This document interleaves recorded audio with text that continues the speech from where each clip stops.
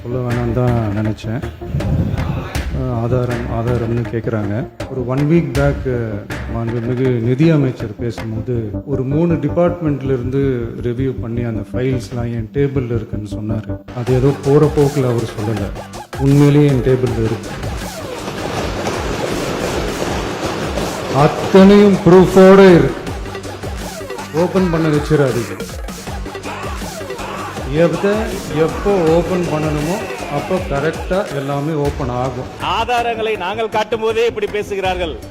மாண்புமிகு முதலமைச்சர் ஆதாரங்களை வைத்திருக்கிறார், அவர் ஒருவேளை எடுத்து காட்டிவிட்டார் என்று சொன்னால் அவர்கள் நிலைமை நினைத்து பார்த்தேன். கொஞ்சம் கவலையாகத்தான் இருக்கிறது.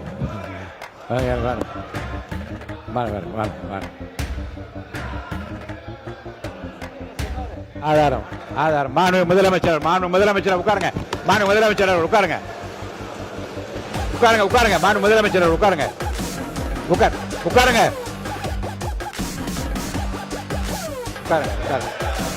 இருங்க. ஆதாரம் இருக்கான்னு கேட்டீங்க, திடீர்னு மாண்புமிகு எந்திரிச்சு பேச முற்படுறாங்க. அப்ப திரும்பி எதுக்காக நீங்க கத்திட்டு உட்காருங்க, தயவு செய்து உட்காருங்க, எழுந்திருக்காதீங்க. மாண்புமிகு முதலமைச்சர் அவர்கள். மாண்புமிகு பேரவைத் தலைவர் அவர்களே, நான் அதை சொல்ல வேணான்னு தான் நினச்சேன். ஆதாரம்னு கேட்குறாங்க.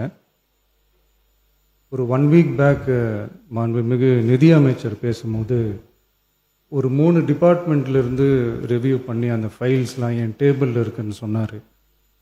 அது ஏதோ போகிற போக்கில் அவர் சொல்லலை, உண்மையிலேயே என் டேபிளில் இருக்கு. அத்தனையும் ப்ரூஃபோடு இருக்கு. ஓப்பன் பண்ண வச்சிடாதீங்க. எப்போ ஓப்பன் பண்ணணுமோ அப்போ கரெக்டாக எல்லாமே ஓப்பன் ஆகும்.